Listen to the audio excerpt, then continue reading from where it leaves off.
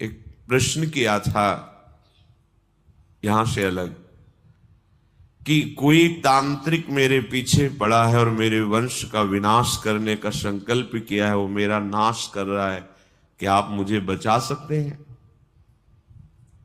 आपको सच्ची कहते हैं, किसी भी तंत्र में और किसी भी मंत्र में इतनी ताकत ही कि नहीं जो राधा नाम का जप करता है उसके ऊपर प्रयोग हो जाए। ये हम नहीं, अपने आचार्य बड़े बड़े महापुरुषों की बात कह रहे हैं। शाप ताप रोग शोक दारुण दुखारी, लाल इष्ट दुष्ट दलन कुंज भवनचारी।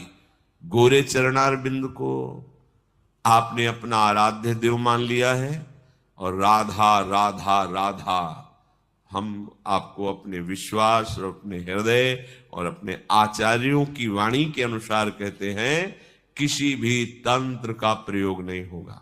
तंत्र का प्रयोग जानते हो कब होता है? जब तुम्हारा अशुभ कर्म तुम्हारे ऊपर लागू होता है तो वैसे ही संयोग बन जाता है और वही तुम्हें दंड देने के लिए तैयार हो जाता है। अगर हमारा कर्म हमको दंड देने के लिए तैयार नहीं तो वैसे भी कोई तुम्हें दंड नहीं दे सकता। आप बिल्कुल विश्वास कीजिए, कौन काहू के सुख दुख कर दाता, निज कृत कर्म भोग सुन भ्राता। यदि तुमने किसी के वंश का विनाश किया है किसी जन्म में तो तुम्हारे वंश का विनाश होगा, वो नहीं तो तुम्हारा कर्म करेगा। अब तुम्हारे कर्मों का नाश कौन कर सकता है? नाम नाम अनुल्लिख्यानंतान तदपराधान मधुपतिर महाप्रेमा विष्टस्तो परम देयम विमसति तवैकम श्री राधे गृणत ही नामामृत रसम। ये राधा नाम यदि उच्चारण कर रहे हो, मान लो हमारी प्रार्थना, तो तुम्हारे कर्म तुम्हें दंड नहीं दे पाएंगे।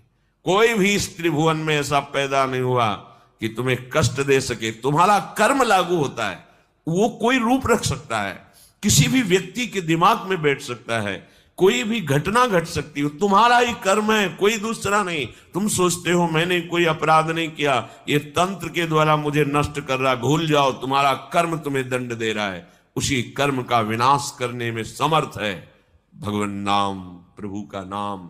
और प्रभु भी जिस नाम को जपते हैं वो राधा राधा राधा। नाम संकीर्तनम यस्य सर्व पाप प्रणाशनम। जिते विनायक शुभ अशुभ विघ्न करे नहीं कोई, विघ्न करे नहीं कोई, डरे कलिकाल कष्ट भय। जो आनंद पूर्वक प्रभु का नाम, प्रियाजू का नाम उच्चारण कर रहा है, जितने भी शुभ विनायक अशुभ विनायक सब भयभीत हो जाते हैं। हर्ष हरिनाम जपत जय, उसकी कोई पराजय कर सकता है? बड़े बड़े यक्ष पिशाच गंधर्व राक्षस सब थर्राते हैं। जिसकी जिह्वा पे नाम होता है भगवान उसके अधीन होते हैं, दिव्य शक्तियां उसकी आसपास रक्षा करती है। अब आप लोगों को अध्यात्म से मतलब ही नहीं है, बस मनमानी आचरण करना, भोग संग्रह करना, भोगना, और जब कर्म लागू हो गया तो अज्ञान के कारण हम आरोपित करते हैं उस व्यक्ति ने मुझे सताया, अगर वो व्यक्ति सृष्टि में ना हो तो मैं सुखी हो जाऊं। ऐसा नहीं है। तुम्हारा कर्म दूसरे रूप में आकर के दंड दे दे। वो बहुत रूप धारण कर सकता है, किसी व्यक्ति का, किसी अस्त्र का, किसी घटना का, किसी रोग का। इसलिए आप हमारी प्रार्थना मानिए।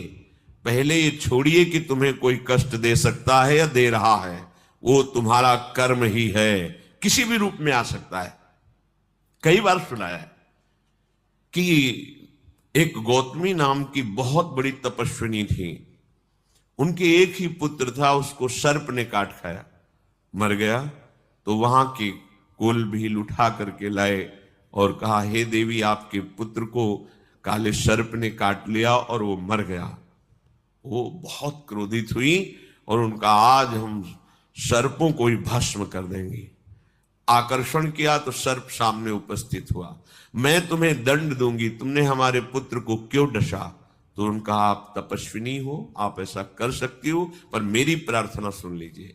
मैं बिल्कुल अपने वश में नहीं था, मेरे ऊपर मृत्यु सवार थी इस बालक की, और उस मृत्यु ने मुझे विवश करके कटवाया है। बात समझ में आई? हाँ, ठीक बात कह रहा है। मृत्यु का आकर्षण किया, मृत्यु सामने उपस्थित हुई मूर्तिमान, कहा मैं अपने तपोबल से तुम्हें भस्म कर दूंगी। तुमने सांप को प्रेरित किया और सांप ने मेरे पुत्र को डसा और मर गया। तो उनका, क्षमा कीजिएगा, मेरा कोई दोष नहीं, मुझे काल ने प्रेरित किया। काल